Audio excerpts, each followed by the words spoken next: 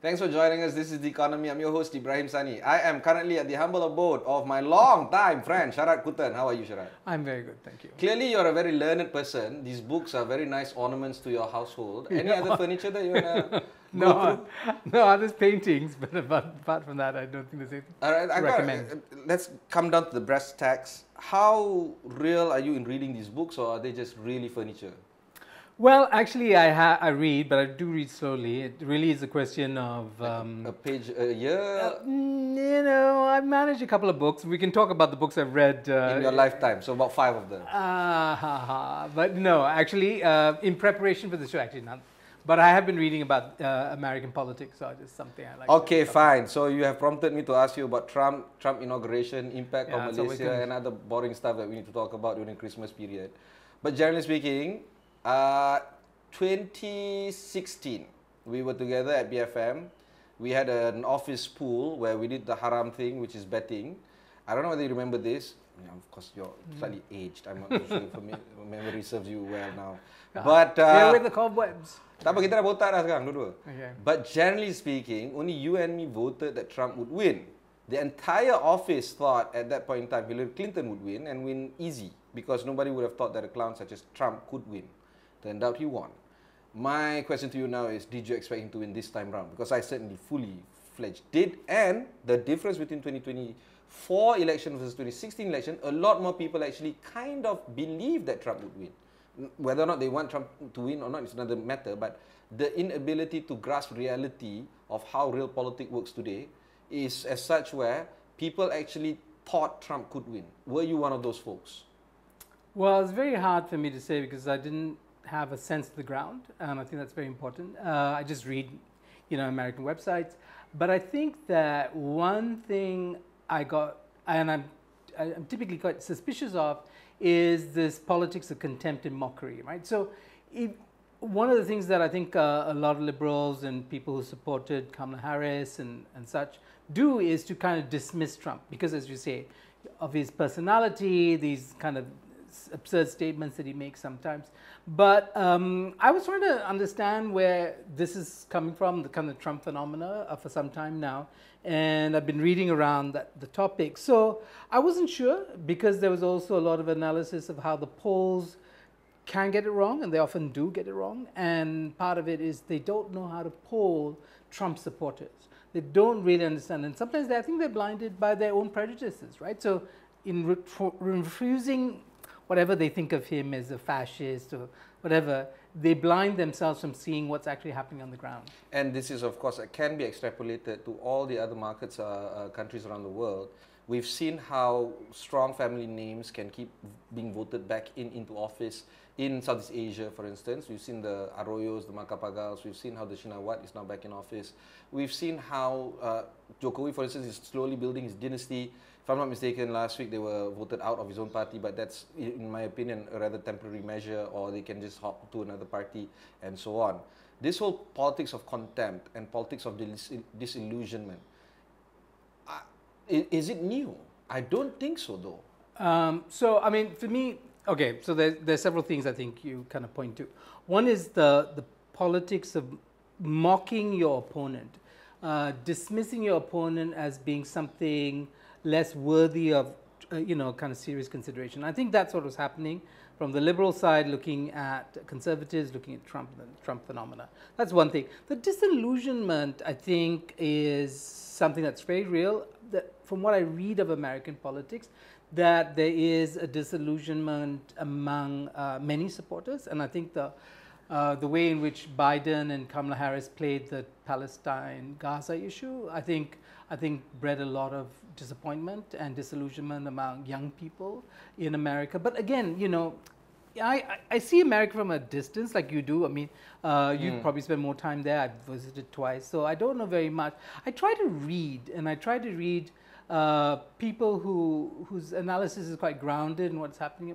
So I think the best books I've read on the topic is Deer Hunting with Jesus, which is a book that looks at why the working class in America seems to vote for people like Trump. I'm a billionaire who's now putting together a cabinet full of billionaires. Why would the working class do that?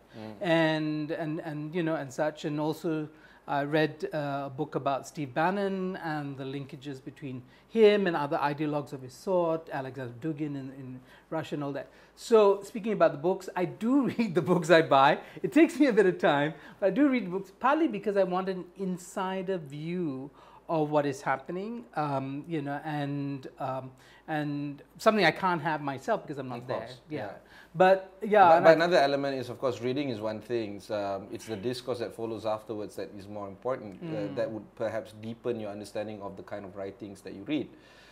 Based on this, and of course, I think you're selling yourself short here. You too have a lot of counterparties, and you do meet a lot more people, perhaps more than I do. The reading then, therefore, on the ground, how do you feel the sentiment is like? Is the disillusionment now crossing over to the blue states? Folks in California and New York, they are two completely different animals compared to the rest of the Midwest America and so on. I have no idea. I mean, this is really not...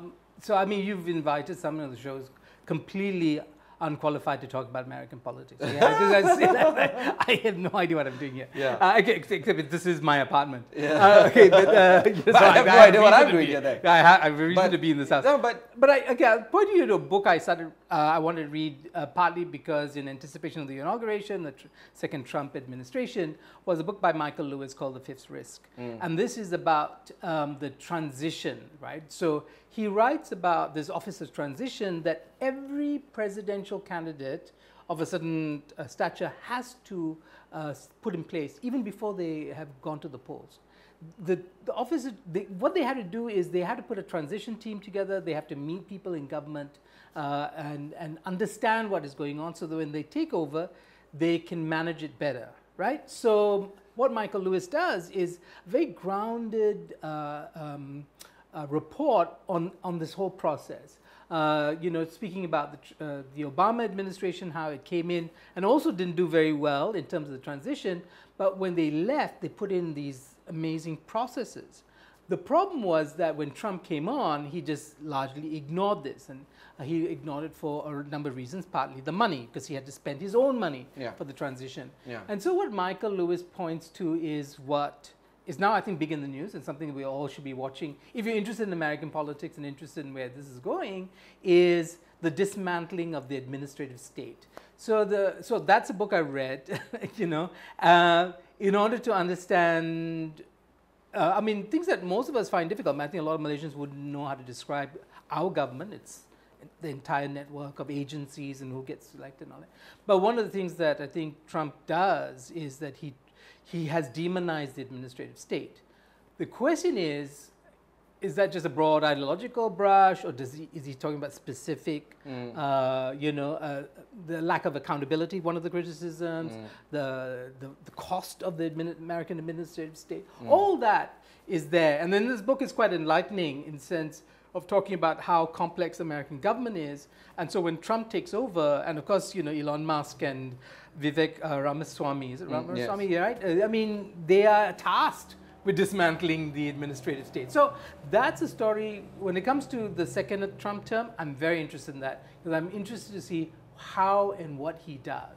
Okay, are you also looking at perhaps some of the early appointments made, you know, maybe scrutinizing, other than Vivek and Elon? I think those are the two big headlines. But do you feel that the overtures that is currently being done by Trump prior to his inauguration is piquing your interest a lot more? Well, only because that's the headline. So there's, you know, if you go to politico.com, they have a kind of, what do they call it, you know, a dashboard for the picks. Yeah. And I think one of the early ideas, or one of the early stories was Trump was putting these people that weren't necessarily some candidates that the Republicans would approve of, and trying to push them through because he wanted to demonstrate his power Yeah. against the Republicans. Yeah. But he's had a lot of pushback. And he's had candidates fall out, right? Because of scandals or inappropriateness.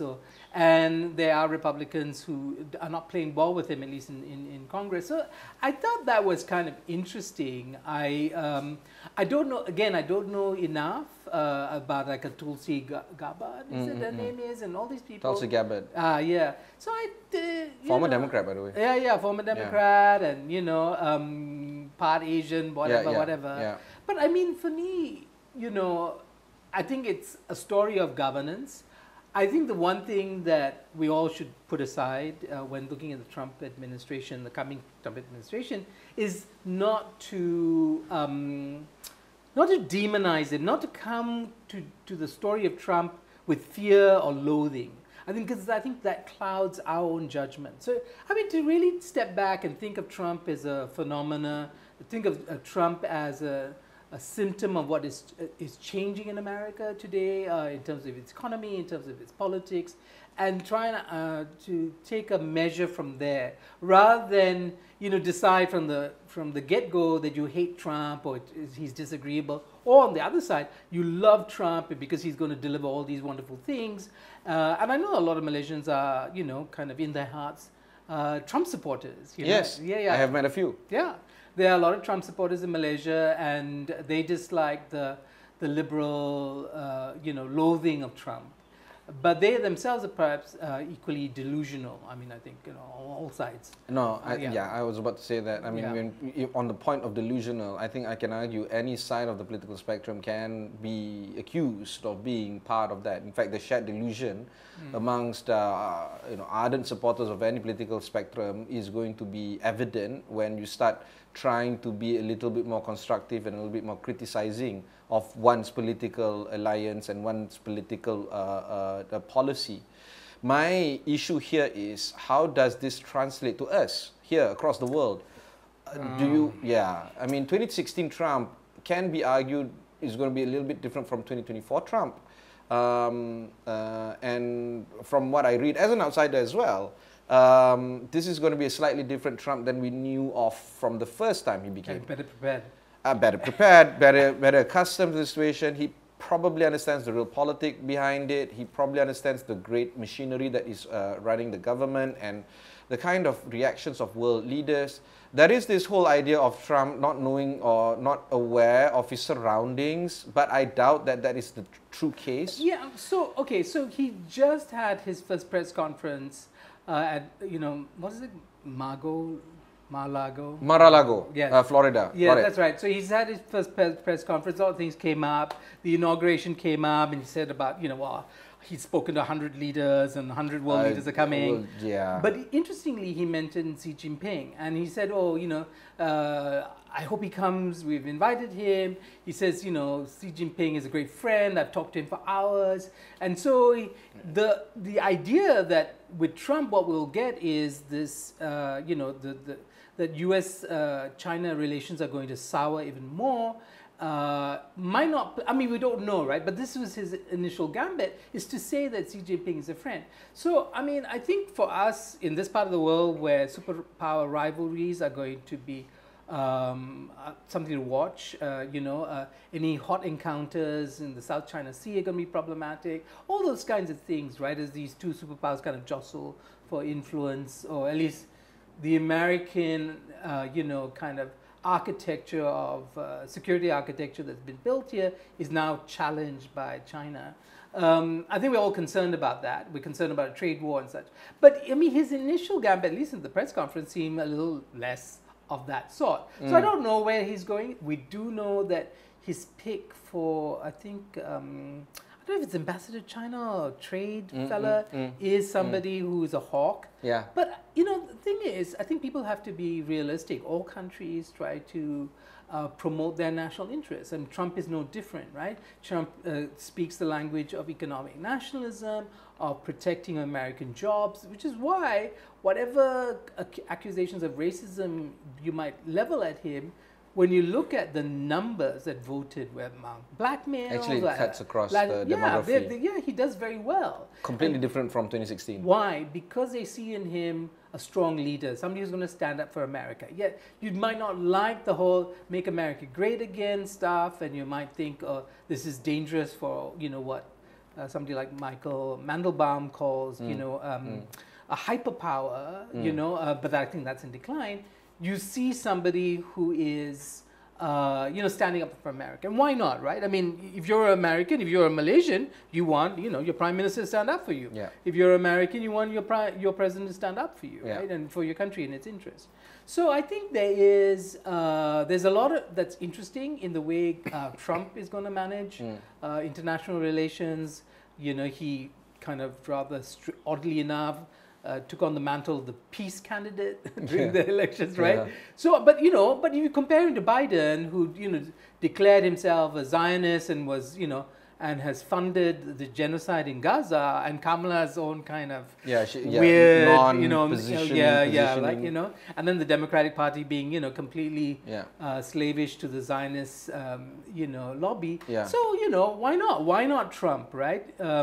But I think what you see in Trump is somebody who says things that people think, okay, he's got short sentences, but he says things like, strength. I mean, you negotiate from a position of power. He just says things that things are huge, things are awesome. They'll get done in a day. Yeah. I mean, his messaging is kind of clear, right? And Americans maybe they don't like long sentences, too many subclauses, and maybe the kind of what they think is the slipperiness that comes from a liberal establishment. I mean, I am nauseated by American liberals and the liberal establishment across the world myself. I mean, following the genocide, which is to say they're very slippery. They're just people who won't speak straight, right?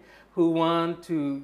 So I mean, whatever it is, I think we kind of look at Trump with much less bigotry, without those blinders, and maybe we'll get a better sense of who he is and what he'll do. That retreatist element of American globalization, do you feel that is more evident now, or it's just mostly posturing?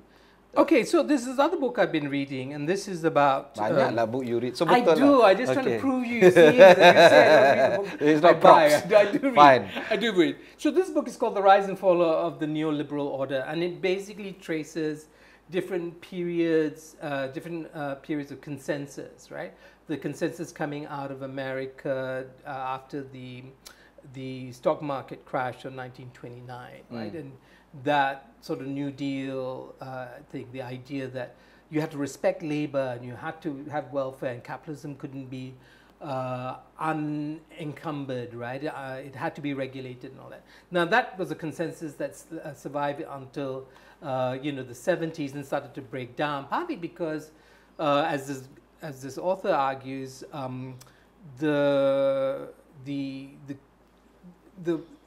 what was holding it together was the Cold War and the Soviet Union and communism as an alternative to capitalism. So once that started to fall apart, then you have a kind of rapacious capitalism that we see in neoliberalism, that the Democrats, that Reagan started, and what's his name, Bill Clinton perfected, right? It's one that does not respect organized labor, that has said, well, we don't care if you don't have jobs or your jobs, move to other countries, right? And so labor in America has been under deep pressure. Now in that period where that consensus is also kind of faltering and breaking, Well, what Trump, and this is where because I haven't finished the book, this is where I'm not so sure what Trump is in terms of that, right? In terms of this transition period, because he's a man, because he wants to dismantle the administrative state, is against regulation. He thinks that American society and economy is overly regulated. He wants to deregulate it. He thinks we'll free things up, create more jobs. That's the ideological position. Whether it does or not, I don't know. So who he is in terms of these broader movements, I think is what we should look at. So instead of getting caught up in the headlines that, pick up on, Trump's kind of nonsensical statements about women or migrants. Strip that away. Yeah, that noise. Just stop listening to the noise. Stop reading headlines. designed to trigger you, Yeah. and you maybe start to see what Trump is actually trying to do. Despite my demeanor, I do take stock every year in terms of how I have carried myself throughout the year, being reflective of what has transpired, how I can make things better, the things that I have missed out on, the things that I have not spotted, for instance. Do you do these kind of reflections? Yeah, I mean, I wish I did them more systematically. I wish I did them with But more that's who depth. you are. You're rather... Yeah, kind of scattered. Yeah. Okay, but I do think that it's important, and I think if we come back to the question of Trump, I think I also want to get away from precisely the things I criticize other people for, to be easily triggered, to read. To mistake the headlines for the reality, to see surface phenomena. So rather you than apply underlying that level dynamics. of skepticism, but in good faith, basically, is what you're trying Well, to... I think we have to keep an open mind, right? So, I mean, I have my position, in the sense that I have my own political values, but I do think that those values need to be challenged, and then we live in a time where it's deeply challenged by global events.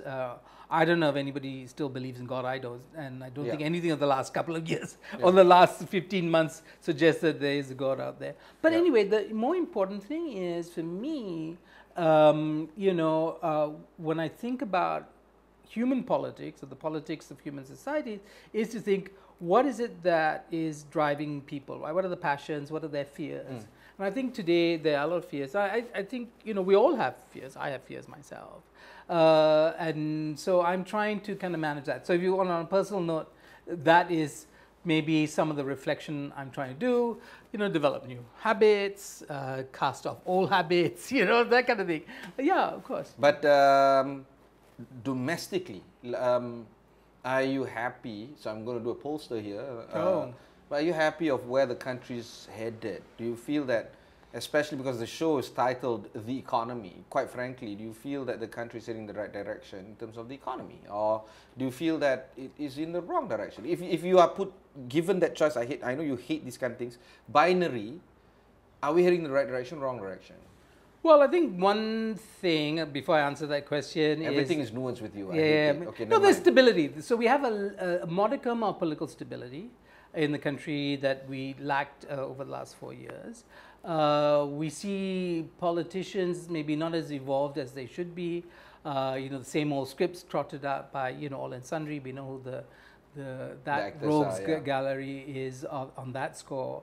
But I think more importantly is that the government is attempting to chart a plan, though I think we sometimes forget that it's not just government. I mean, Malaysia is too open an economy to be thinking just about national policies, right? It as a way of trying to negotiate, but the sea is not in our control. Yeah. And so global events are going to be really important to look out for. And then Trump and potential trade war between China.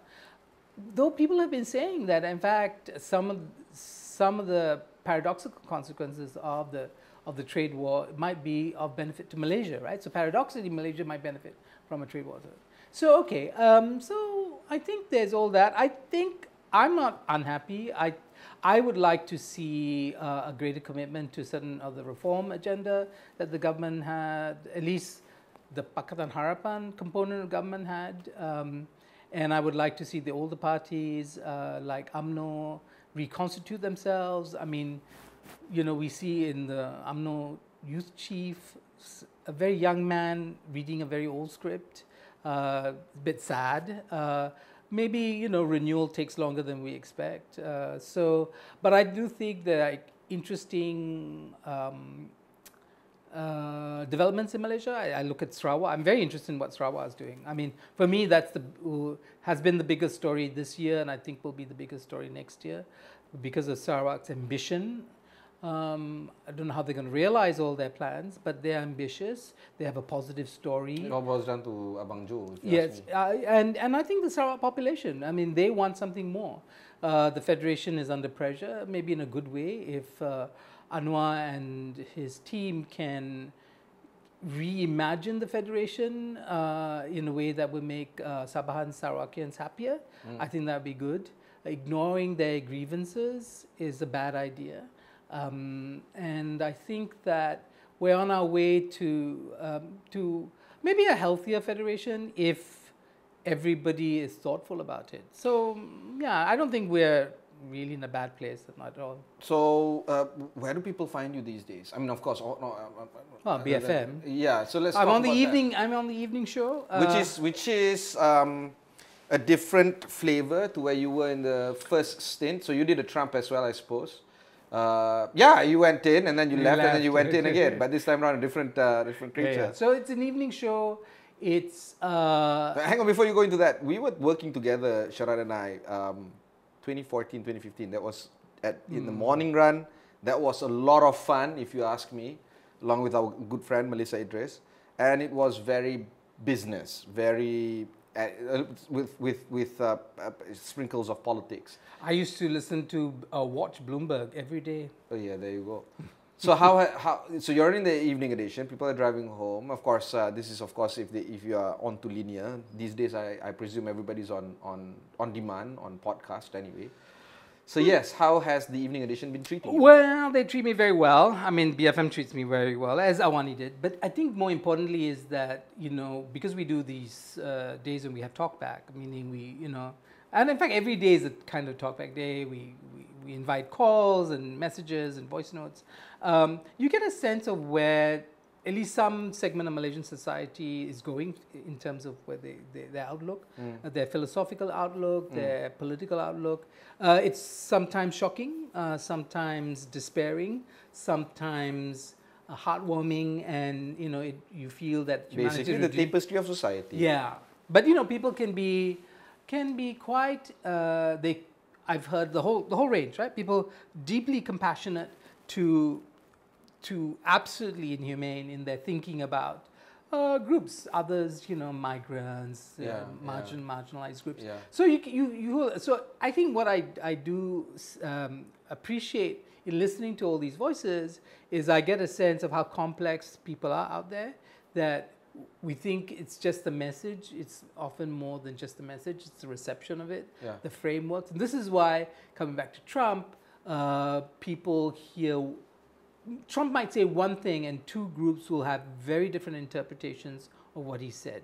But because in America it's gotten so polarized. The question is whether in Malaysia we have also in a similar situation, that we have our silos, right? And so do you think that's the case? Yes, I think so. I mean, you're suspicious of the case right now, but I think so. I think that we have fewer people building bridges. Too many of our politicians benefit from divisiveness. I mean, Dr. Mahathir, I think, is quite divisive. Akmal, what's his name? Dr. Akmal. Dr. Akmal, the pemuda. Yeah, he's quite divisive. His rhetoric's always that way. The culture wars that we have here. So if we can find, and which is why I must say I appreciate Anwar. I think Anwar's a much less divisive character. His tendency is not to be, I mean, he gets attacked by all sides, but he's much less divisive as a person. I mean, maybe you can argue that he's been going after the super rich, or whatever he calls the ultra rich. But apart from that, Mahakaya and all those kinds of things. But I think generally he's of that disposition, much more, But is enough being done? I don't know. I ask you, I mean, do you think the country is being torn apart in the way that, say for instance, today they talk about the US in terms of kind of gender divide, that young women have moved liberal and young men have moved conservative. And this whole, bro culture. No, I saw this trend just after COVID in the US, where people are talking about gender and men, and how men are growing more lonely in America. How single women keeps on moving towards the left. And it became such a trend back in 2021, 2022. These days, a lot of content is being created specifically designed to talk about gender roles, gender nuances, and so on, and the attributions of their gender roles to their communities. So much so that it's holding mainstream in terms of some of the, I guess, podcasts and content creators. I am now seeing that trend that I saw in America in 2021. I'm seeing that this year here in this part of the world, where the role of man and the role of women and so on. Yeah. I think that's going to be the flavor that needs to be talked about, because I'm single. I am on dating apps, and it's not easy because it's true. The algorithm is as such where it is favoring the small number of men. So there is this thing called hypergamy. So I don't know whether I want to say this, but Yes. tens and sevens and sixes and fives and twos and ones are going after the nines and tens of men. And then the ones of men, the fives, the sevens of, I'm not getting the pool at all. So yeah, so the question is, okay, I mean, that's an interesting dynamic. I was referring to it slightly different, the ways in which men are being pulled towards models like Andrew Tate. And so I know there are Andrew Tate-like wannabes in Malaysia. Yes. I can name a few top of my head, but yes. And then they might mix a bit of religion in that, but the idea is that this masculinistic, is toxic masculinity. If you ask me. Yeah. So that's the label that, say, liberals might give of that. I am a liberal. Yes, and so am I. And I think the problem is that the response to it often is, again, similar to the way in which we respond to Trump, is to mock it, to deride it, to dismiss it. To affix labels on it, I suppose. And that isn't helpful, because that's exactly what drives those kind of young men towards Andrew Tate, because they find that nobody wants to listen to them. There's no empathy on this other side. The other side is very dogmatic. It's given to canceling people at the drop of a hat. They're not really interested in engaging. You either sign on or you're outside this club. And so what happens when people are outside the club? They go and form their own club. Yeah. Right? And so I think that if we can avoid that, if our politics, if the differences between secularists and liberals in Malaysia versus conservatives, religious conservatives, are bridged, and there's a bit more empathy. We don't demonize the green states, and we as liberals, or the green states don't demonize liberals, which is something they do, of course. Then maybe the country has a better chance of going forward, I think. As you age, you become more wiser and less critical. I like you better nowadays. Yeah. Less hypercritical, maybe. Less hypercritical. And a lot more empathic. Yeah. I think one, yes, maybe, It comes with age, what to do. Yeah, I like the idea that I'm growing, even at my advanced age. So you're growing laterally, is that what it that's something I'm trying to fix. I did go for a swim this morning. That was Sharaad Kuttan. If you want to hear more of him, you can't get enough of him at BFM Radio. But for now, this is me signing off. If you want to learn more about some of our programs, just head on to astroawani.com for more information there. Until then, thanks very much for watching. Goodbye.